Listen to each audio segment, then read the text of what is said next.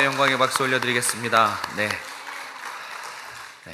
매 주일마다 귀한 찬양 감사드립니다. 여러분 보고 싶었습니다. 잘 지내셨습니까? 오늘 우리 그러나 너는 배움에 힘쓰라, 이게 설교 제목인데 우리 오늘은 이렇게 인사하겠습니다. 배움에 힘씁시다. 여러분 이제 6월달은 정말 배움에 힘쓰셔야 됩니다. 6월달은 양육의 달로서 우리가 정말 하나님 앞에 배우기를 힘쓰길 원하는 그 마음을 가지고 살았으면 좋겠습니다. 오늘 말씀이 이미 여러분 얼마나 많이 이 말씀을 들었겠습니까? 그죠? 그런데 또 새롭게 우리에게 주시는 말씀이 있습니다. 이 말씀이 참 솔직해요. 오늘 말씀은 참 솔직하고 또 한편으로는 부담이 됩니다. 사실 끔찍한 얘기를 오늘 우리 귀에 들려줍니다. 뭐라고 들려줍니까? 그리스도 안에서 경건하게 살 때 행복할 것이다, 이렇게 말합니까? 여러분 잘 보세요. 행복이 돌아온다고 나와 있습니까? 핍박이 온다고 말합니까? 하나님 잘 섬기고 경건하게 말씀과 기도에 집중하면 집중할수록 행복이 돌아와야 되는데 오늘 성경은 박해가 임할 것이다, 이렇게 말씀합니다. 혹시 이 가운데 좀 열심히 하려고 마음 먹었다가 오늘 말씀을 듣고 아닌가 보다 그러시면 안 됩니다. 이유를 아셔야죠. 왜 경건하게 살고자 할 때 행복이 아니고 박해가 돌아오는가? 성경은 13절에 그 이유를 이야기합니다. 세상이 더욱 악해졌기 때문에 그렇다. 그러니까 악인들이, 속이는 자들이, 거짓 이단들이 더 질적으로, 양적으로, 영적으로 그 힘이 막강해진다는 거예요. 더 악해집니다. 악이 더 관영해져요. 심화됩니다. 그래서 경건한 자들을 시기 질투하고 괴롭힌다는 것입니다. 우리가 신앙생활하면서 방금 말씀드린 이 현상을 참 많이 경험하고 또 지금도 경험하시는 분들이 있어요. 정말이에요. 예수님 잘 믿으면 세상이 가만히 두지 않습니다. 예수님 잘 믿으면 정말로 세상이 가만히 두질 않아요. 어떻게 좀 여러분들은 세상이 좀 여러분을 괴롭히는 쪽입니까? 아니면 내버려 둡니까? 만약에 세상이 여러분들 내버려 두면 문제가 있는 거예요. 분명 예수님을 잘 섬기면 세상은 점점 더 악해지기 때문에 이 편차가 커져요. 그래서 잘 섬기는 사람을 시기 질투하고 왜 너만 잘 섬겨? 하면서 괴롭힙니다. 우리가 예수님 잘 믿을 때 제일 먼저 들려오는 소리가 있어요. 뭐라고 여러분들 욕먹으셨나요? 저 예수쟁이. 그렇죠? 들어보셨죠? 아니에요? 이거 한번 들어보셔야 돼요. 기분 되게 좋습니다. 저 예수쟁이. 그리고 또 주일날도 교회 가고 수요일도 가고 금요일도 가고 목장 모임 가면 꼭 들리는 욕이 있어요. 뭘 그렇게 유난스럽게 섬기냐, 좀 적당히 좀 하지. 남들 다 적당히 하는데 왜 혼자서 그렇게 유별나게 그렇게 예수님 믿냐 하면서 이제 공격이 들어옵니다. 상처가 들어와요. 그래서 위축될 수 있죠. 우리는 항상 이렇게 세상과 예수님 사이에서 우리의 믿음을 붙잡고 세상을 선택해야 될지 예수님을 선택해야 될지 한쪽을 선택하면서 그렇게 오늘날 여기까지 우리의 신앙생활을 하고 있는 것입니다. 그래서 우리는 지금도 사실 양쪽을 선택하고 있어요. 새벽 예배를 갈 것인가, 몸이 편한 것을 선택할 것인가. 오늘 성경에 말하잖아요. 박해와 괴로움 때문에 경건을 포기하겠느냐, 아니면 경건을 위해서 박해와 괴로움을 선택하겠느냐. 우리는 끊임없이 이 선택을 하면서 신앙생활을 합니다. 여러분 여기 지지 마십시오. 이기시기 바랍니다. 경건을 선택하시고 신앙을 선택하시기 바랍니다. 세상은 점점 더 악해져요. 세상만 악해지면 그나마 다행이에요. 세상은 점점 더 악해질 것입니다. 그런데 그것보다 더 근본적인 문제가 있어요. 세상이 변하는 것보다 더 근본적인 문제, 그 근본적인 문제가 저와 여러분 내면에 있어요. 그건 뭐냐면 우리 안에 배우기 싫어하는 못된 기질이 있습니다. 저만 그럴까요? 우리 모두에게는 참 배우기 싫어하는 그런 마음이 있어요. 이 정도면 됐다, 우리가 이미 판단해 버리죠. 그럼 뭐 한 번 배웠는데 또 배웁니까? 다 배웠습니다. 무슨 예수님처럼 다 이뤘다, 다 배웠습니다. 더 배울 것이 없습니다. 그거 배웠습니다. 다 배웠어요. 우리 다 배웠습니다. 이게 나도 모르게 내 마음에 드는 안주의식이에요. 이게 배우기 싫어하는 그런 마음입니다. 제가 우리 고등학생들을 인천에 있는 교회에서 섬겼는데, 사역할 때 여러 가지 장애물들이 있죠. 부모님들, 우리 아이 주일날 학원 보내야 돼요, 수련회 못 가요. 부모님이 때로는 장애물이 될 수 있어요. 때로는 같은 동료일 수 있어요. 위원장님 이거 이렇게 해야 됩니다. 안 됩니다. 이거 꼭 해야 됩니다. 안 됩니다. 막힐 수가 있죠. 또 때로는 상황이 여의치 않아서 환경적인 문제가 될 수 있어요. 그런데 제가 사역을 진행하면서 그런 거는 장애물의 축에도 안 껴요. 제일 큰 장애물은 아이들이었어요. 제 아내도 있어요. 배우기 싫어하는 이 근성, 이게 가장 큰 문제더라고요. 안주의식, 안 배우려고 하는. 여러분, 다음 세대 아이들이 교회를 떠나는 이유가 뭘까요? 우리가 겪는 이 배우기 싫어하는 이 모습, 이 현상, 우리가 적당하게 신앙생활하는 이 현상과 무관하지 않습니다. 우리 아이들이 교회를 떠나죠. 하나둘씩 교회를 나갑니다. 세상으로 갑니다. 그 문제하고 우리의 신앙과 사실 아주 긴밀하게 연결이 되어 있어요. 아이들의 현실은 사실 우리의 어떤 모습이기도 합니다. 세상이 점점 더 악해집니다. 분별력도 감당할 능력도 부족한 아이들에게 세상은 막강해요. 여러 가지 중독들로 아이들이 몸살을 앓고 있죠. 그래서 떠나는 거예요. 그리고 아이들의 마음에도 적당히 배우려는 마음, 이제는 아예 배우려고 하지도 않은 그 배우기 싫어하는 기질이 아이들이 가득 차 있습니다. 그래서 아이들이 떠나는 거예요. 우리가 겪었던 그런 모습을 아이들도 돌아보니까 똑같이 겪고 있는 거죠. 세상은 점점 더 악해져 가고 괴롭히고, 또 우리 안에 있는 이 배우기 싫어하는 기질은 점점 더 기승을 부리고, 그래서 교회를 떠나는 겁니다. 우리가 이제는 뭔가 함께 머리를 맞대고 대안을 같이 고민해야 돼요. 이제는 아이들에게 좀 제대로 된 주일학교 교육을, 또 장년들에게도 마찬가지예요. 교회가 성도들을 대상으로 좀 제대로 된 체계적인 교육을 실시해야 될 때가 됐어요. 자, 이렇게 지금 한국 교회가 사실 위기입니다.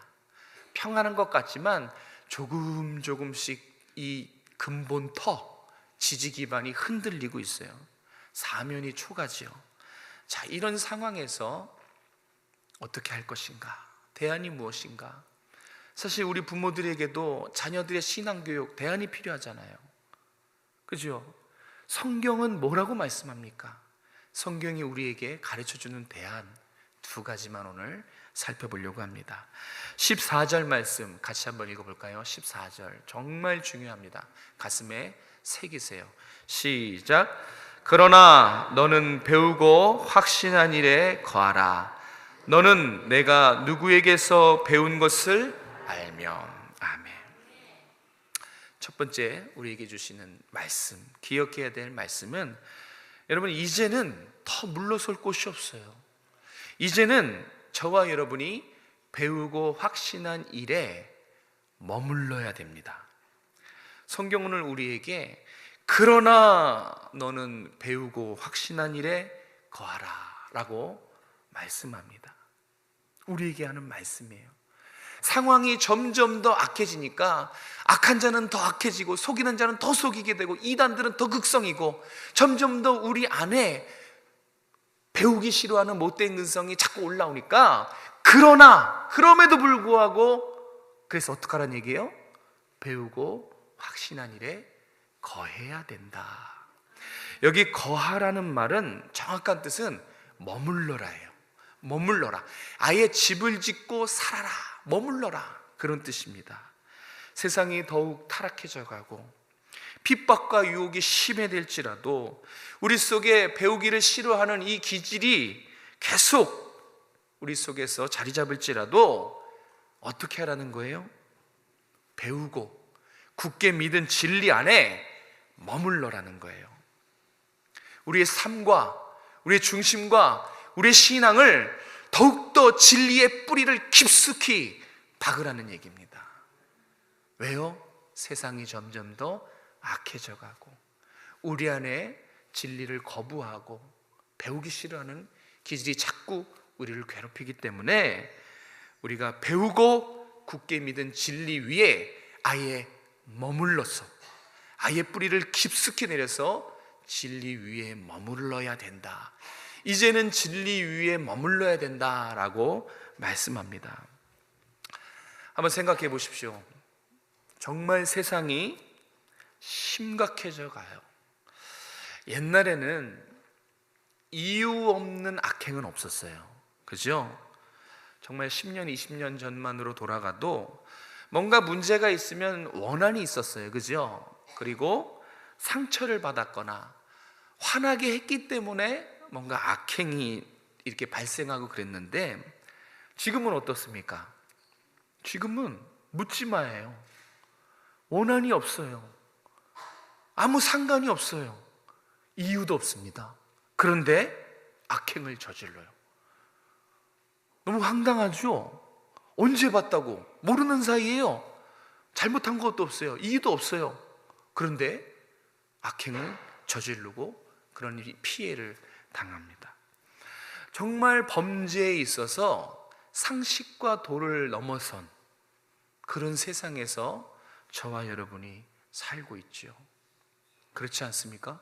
정말 상식과 도를 이미 한참 오래전에 넘어섰어요. 그리고 아까 말씀대로 사랑하는 우리의 자녀들이 점점 교회를 떠납니다. 자녀들만 그런 게 아니에요. 잘 믿던 성도들도 어느 사이에 돌아보면 우리 주변에 없어요. 세상에 넘어지고 쾌락에 넘어지고 또 10년, 20년 쌓아왔던 우리의 믿음이 정말 갑자기 한순간에 넘어지는 경우도 많아요. 열심히 교회 봉사하고 주일날 빠지지 않고 그렇게 10년, 20년 경건생활 잘하던 사람 다 보면 세상에서 방황해요. 아니, 저분이 이렇게 할 정도로 신앙생활 잘하시는 분들도 예외 없어요. 다 세상에 넘어지고 세상으로 나아가고 정말 이 세상의 도전에 속수무책 없이 추풍낙엽처럼 막 떨어져 나가는 신앙이 남녀노소 할 것이 없어요. 정말 그렇게 악하고 힘든 시대를 살고 있습니다. 왜 이렇게 세상으로 흘러나갈까요? 왜 점점 더 세상은 악해져 가고 우리의 신앙은 굳건하게 서지 못할까요? 배우지 않아서일까요?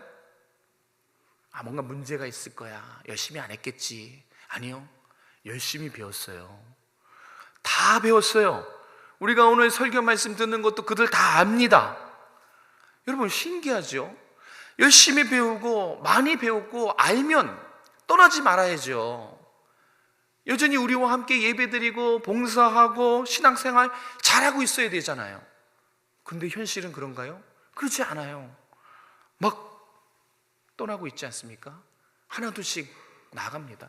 야, 정말 저분이? 야, 정말 저분이? 이럴 정도로 10년, 20년, 30년 신앙생활한 게 막 넘어집니다.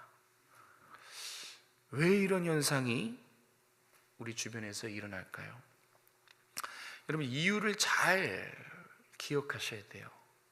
우리가 늘 봐왔던 현상이지만 오늘은 좀 주목을 했으면 좋겠어요. 왜 그럴까? 이유가 뭘까? 더 나아가 그럼 어떻게 해야 될까? 왜 이렇게 오래 신앙생활에도 견디지 못하고 세상의 쾌락에 넘어지고 교회를 떠나는 이런 현상이 있었을까? 여러분, 배우지 않아서가 아니에요. 문제는 배우지 않아서가 아니라 배웠지만 제대로 배우지 않았기 때문에 그래요. 오늘 말씀의 표현에 비르자면 배웠지만 확신에 이르지 못해서 그래요. 분명히 진리 안에 머문 것 같았거든요. 이렇게 신앙생활 하다 보면 잘해요. 진리 안에 머문 것 같았어요. 그런데 사실은 진리 안에 머물지 않아서 그래요. 흔들리고 넘어지고 그러다가 이제 떠나는 것입니다. 중요한 건 배움이 아니라 제대로 배우고 그것을 배울 때 확신에 이르기까지, 확신에 머물기까지 그것을 반복으로 배우고 내가 내 신앙을 지켜야 되는 것입니다. 아이들도 마찬가지예요. 아마 여기 계신 분들 한 번쯤은 다 경험했을 거예요. 우리 아이는 안 그럴 줄 알았어요. 우리 아이가 그럴 줄 몰랐습니다. 이렇게 정말 우는 분들도 참 많았어요. 안 그럴 줄 알았던 내 아이, 진리 안에 머물러서 신앙생활 잘하고 있었는 줄 아는 내 아이, 교회를 떠나거든요. 대부분 그래요. 공식이에요. 중학교, 고등학교까지는 부모님 말씀 잘 들어요. 주일날 같이 예배드리러 오거든요. 학생 예배에서 같이 예배드리고 찬양하거든요. 그런데 갑자기 대학교 들어가서, 군대 가서 하나 둘씩 떠납니다. 지금쯤 말 안 듣지 않아요? 이제는 용돈으로 달래지지 않죠. 이제는 손이 안 갈 겁니다. 왜 그렇습니까? 왜 아이들이 중학교, 고등학교까지 잘 교회 나오고 신앙생활 하다가 대학교 가서, 군대 가서 영원히 돌아오지 않습니까? 배우지 않아서가 아니에요. 체계적으로 배우지 못했기 때문에 그래요. 여기 부모님들 계시는데 주일날 여러분의 자녀들이 교회에서 뭐 배우는지 혹시 관심 있게 지켜보신 분들 계십니까? 여러분들 자녀들 교회에 위탁하고 맡기는데 그 아이가 교회 가서 뭘 배우는지 여러분 아십니까? 부모는 그거 당연히 알아야 하잖아요. 내 아이가 교회 가서 뭐 배우는지 그 부모 알아야 돼요. 여러분, 아이들이 무엇을 배우는지 관심을 가져주시기 바랍니다. 교회는요, 제가 사역해보니까 그래요. 저도 한 희생양이긴 하지만 교회는 성도에게 반드시 가르쳐야 될 것을 가르쳐야 되는 곳이에요. 무슨 얘기냐면 이게 가르친다고 다가 아니더라고요. 가끔 보면 굳이 안 배워도 되는데 그런 것들을 가르쳐요. 또 잘못 배울 수 있어요. 그래서 확인하셔야 돼요. 너 교회에서 뭐 배우냐? 그랬을 때 대답이 나와야 돼요. 여러분 지금 뭐 배우고 있는지, 여러분의 자녀가 주일학교에서 어떤 주제로 어떤 말씀을 듣고 있는지를 관심을 가져야 돼요. 저는 그래요. 굳이 세상에서도 배울 수 있는 것은 교회에서 배우지 마십시오. 처세술이라든지 인기응변이라든지 행복하게 사는 법, 생각의 법칙, 이런 거는 차라리 세상에 가서 세상 스피커에게 배우세요. 그거 못하러 그걸 배우러 오니까 세상에서도 잘 배우는데, 교회는 세상에서 가르쳐 줄 수 없는 것을 배우러 오는 것이에요. 그렇지 않습니까? 아니 세상에서도 가르쳐 줄 수 있는 거 교회에서 가르쳐 주면 교회가 왜 필요합니까? 교회는 세상이 죽었다 깨어나도 가르쳐 줄 수 없는 것을 가르쳐 주는 것입니다. 그래서 굳이 안 배워도 되는 거 여기서 가르친다면 여러분 요구하셔야 돼요. 다른 거 가르쳐 주십시오. 우리가 우리 영혼에 필요하고 반드시 배워야 될 것을 가르쳐 주십시오. 그렇게 요구할 수 있어야 돼요. 이제 부모와 교사와 교회가 이제 더 늦기 전에 힘을 좀 합쳤으면 좋겠어요. 제대로 된 교육을 만들어내야 돼요. 세상에 훅 하고 흐트러지고 넘어질, 자빠질 그런 거 백날 가르쳐도 소용이 없어요. 흔들리지 않는 제대로 된 것을 가르쳐서 진리에 이르기까지, 그래서 흔들리지 않는 교육, 그것을 제공해야 되고, 여러분들은 그것을 받아 누릴 자격이 있으세요. 우리가 정말 교회를 세워나가려면 무엇을 배우고 있는가? 그래서 저희 교육자는 늘 끊임없이 고민해야 되는 거, 무엇을 가르쳐야 되는가? 이 답이 없으면 정말 위험합니다. 막 가르칠 수 있어요. 막 가르칠 수 있어요. 필터링이 안 되고 잘못된 것을 막 가르칠 수 있어요. 더 늦기 전에 이제 우리가 배움에 힘냈으면 좋겠어요. 교회는 최선을 다해 여러분에게 체계적이고 반드시 필요한 것들을 잘 선별해서 이렇게 교실들을 열 거예요. 양육반들을. 그럼 여러분들은 딴 거 없어요. 적극적으로 참여하시기만 하면 돼요.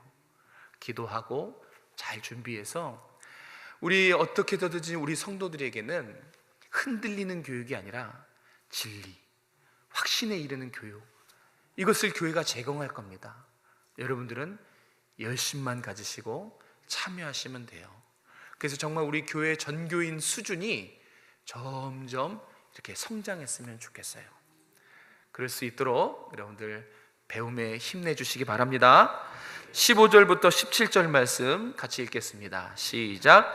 또 어려서부터 성경을 알았나니 성경은 능히 너로 하여금 그리스도 예수 안에 있는 믿음으로 말미암아 구원에 이르는 지혜가 있게 하느니라. 모든 성경은 하나님의 감동으로 된 것으로 교훈과 책망과 바르게 함과 의로 교육하기에 유익하니 이는 하나님의 사람으로 온전케 하며 모든 선한 일을 행할 능력을 갖추게 하려 함이니라. 아멘. 자, 첫 번째가 배우고 확신한 일에 머무르는 것이었다면, 두 번째는 성경이 어떤 책인지 우리는 확실히 알아야 됩니다. 성경이 어떤 책인지. 성경이 어떤 책입니까? 말씀이죠. 여러분, 성경을 제대로 알면 이 성경을 거부할 수 있을까요? 없죠. 성경을 제대로 알면, 성경이 어떤 책인지를 알면 성경을 책장에 고이 모셔놓고 먼지가 소복하게 쌓일 일이 있을까요? 없을까요? 없어요. 그러면 왜 성경을 가까이 하지 않고 성경을 펴보지 않을까요? 성경을 잘 몰라서 아닐까요?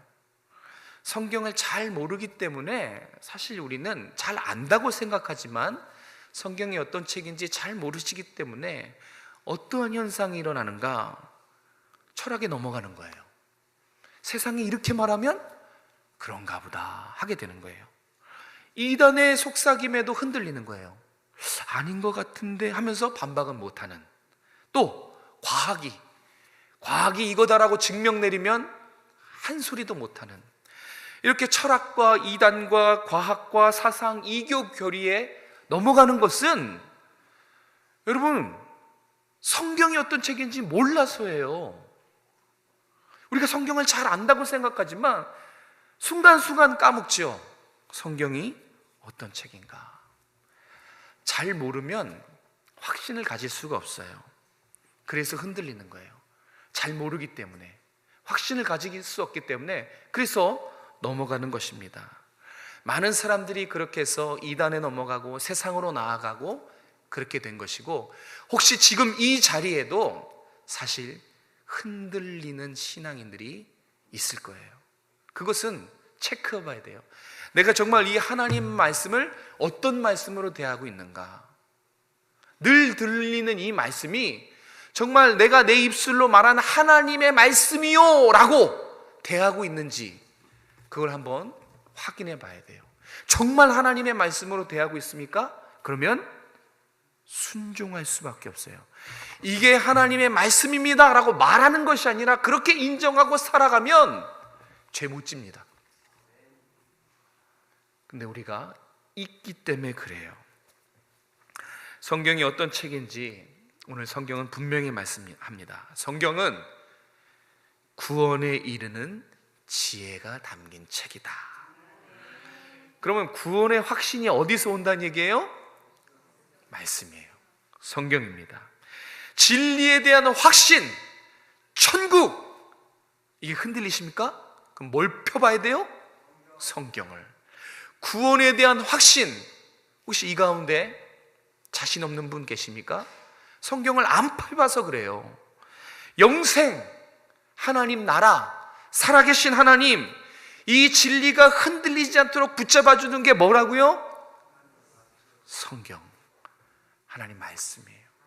막 흔들릴 때마다 펴봐야 돼요. 흔들릴 때 펴보지 않아서 자신이 없는 거예요. 그것을 붙잡아주는, 우리의 마음이 세상의 소리와 세상의 철학과 세상의 그 학문에 흔들리지 않도록 붙잡아주는 게 하나님 말씀이에요.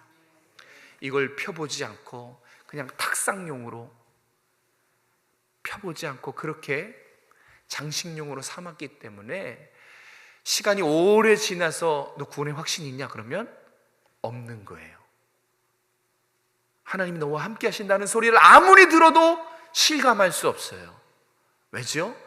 이미 굳어져 버렸어요. 이미 말씀과 멀어진 삶을 살아갔기 때문에 자신이 없는 거예요. 왜 구원의 확신이 없습니까? 말씀을 읽지 않기 때문에 그렇습니다. 이 사실을 잘 보여주는 하나님의 말씀이 구원에 이르는 지혜가 있다, 이것을 잘 보여주는 한 사건이 있습니다. 한 예인데요, 저 사람의 이야기입니다. 보여주시겠습니까? 저도 처음 봤어요. 저도 간신히 알게 됐습니다. 미국의 아주 유명한 월리스라는 작가입니다. 저 옷이 군복인데 장군이었어요. 주지사기도 하고 변호사기도 하고 정치인이기도 하고 참 다양한데 저분은 작가로서 아주 유명했습니다. 월리스. 저 월리스 이야기를 좀 해드리도록 하겠습니다.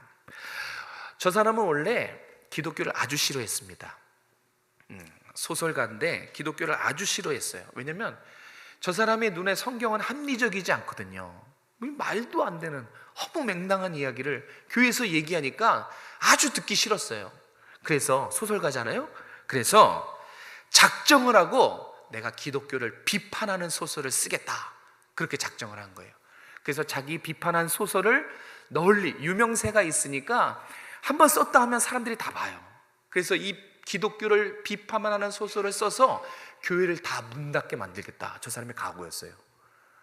적어도 내가 살고 있는 이 지역에 기독교 무너뜨리겠다, 그래서 내가 작심하고 기독교를 비판하는 소설을 쓰리라 하고 마음을 먹었습니다. 자, 제대로 비판하려면 어떻게 해야 되는 줄 아십니까? 그렇죠. 적을 알아야 됩니다. 그래서 기독교인들의 그 진리, 성경을 한번 분석하기 시작했어요. 성경을 알아야 성경을 까죠. 그죠? 그래서 성경을 분석하고 펴서 읽기 시작합니다. 비판하기 위해서, 기독교를 무너뜨리고 교회의 문을 다 닫게 하기 위해서, 비판하기 위해서 성경을 읽기 시작합니다. 창세기부터 뭐 이런 얘기가 다 있어, 화가 나기도 하면서 한 장 한 장 구약 성경을 읽어 내려가기 시작합니다. 막 지금 비판하려고 날 서 있어요. 그랬던 그가 점점 성경에 몰입하기 시작해요. 성경이 재밌거든요. 성경에 빠져들기 시작합니다. 구약을 다 읽었어요. 그런데 구약을 다 읽었는데 이 웰리스의 마음에 한 가지 궁금한 게 들었어요. 아니, 도대체 메시아가 누구지? 왜 사람들이 메시아를 기다리지? 이게 궁금했어요. 궁금해서 신약이 궁금해졌거든요. 그래서 이제 신약을 또 펴서 읽기 시작합니다. 마태복음, 마가복음, 누가복음. 도저히 예수님이 누군지 궁금해서 견딜 수가 없어서 신약을 펴서 읽기 시작합니다. 복음서를 다 읽었습니다. 놀라운 일은 복음서를 다 읽었을 때 그의 눈에서는 눈물이 하염없이 쏟아지기 시작했어요. 기독교를 내가 무너뜨리리라, 교회 다 문 닫게 만들리라, 내가 이 기독교를 비판하는 소설을 써서 많은 사람들의 기독교의 허와씨를 내가 낱낱이 드러내리라, 이런 생각으로 그가 성경을 읽었는데 어느새 차가운 비판적인 그 마음은 사라지고 하나님의 사랑으로 이 마음이, 웰리스의 마음에 채워지기 시작했어요. 사도행전을 읽으면서 복음이 이렇게 힘들게 나에게까지 전해졌구나, 이 사실을 받아들이게 됐고, 이제 로마서 왔습니다. 로마서를 읽으면서 비로소 자기가 죄인인 것을 깨닫게 돼요. 내 죄 때문에 예수님이 오셨구나, 이 사실을 깨닫고 가슴을 치며 펑펑 울며 회개합니다. 어느새 신약까지 다 읽었어요. 이제 책을 덮었습니다. 처음과 읽기 전과 읽은 후가 너무 다른 거죠. 이 말씀을 통해서 자신을 찾아와 주신 예수님을 만나고 월리스가 예수님을 영접합니다. 성경을 비판하려는 그가 그냥 펴서 읽었어요. 누가 옆에서 도와준 것도 아니에요. 목사가 옆에서 설명해 준 것도 아니에요. 그냥 펴서 읽었어요. 그런데 하나님을 알게 됐어요. 그냥 펴서 읽었는데 십자가가 마음에 와 닿은 겁니다. 구원의 비밀을 그가 깨닫게 되었어요. 그래서 예수님을 영접하고 나를 구원해 주신 그 예수님의 은혜에 감사해서 기독교를 비판하려고 하는 그 소설을 쓰지 않고 하나님의 영광을 드러내주는 소설을 쓰는데, 그게 바로 한 번쯤은 다 들어보셨던 배너입니다. 이 배너의 작가가 월리스예요. 여러분, 성경은 어떤 책입니까? 구원을 가르쳐주는, 구원의 비밀이 담긴 책입니다. 구원의 확신이 없는 이유 이제 분명해졌죠. 천국과 영생이 믿어지지 않는 이유, 이제 분명히 우리는 답을 찾았어요. 성경책을 읽지 않아서예요. 성경이 어떤 책인지 자신이 없어서예요. 성경은 우리에게 이미 구원을 준 책입니다.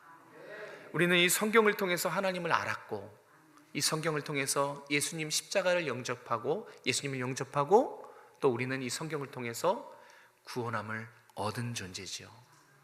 성경을 통해서예요. 성경은 바로 그런 책입니다. 성경은 유일하게 하나님이 저자인 책입니다. 하나님의 감동으로 썼다라는 이것을 쉽게 말하면 하나님이 쓰셨다는 거예요. 무려 1600년 길고 긴 역사 속에 34명, 35명을 세우셔서 그들에게 성령 충만하게 하셨어요.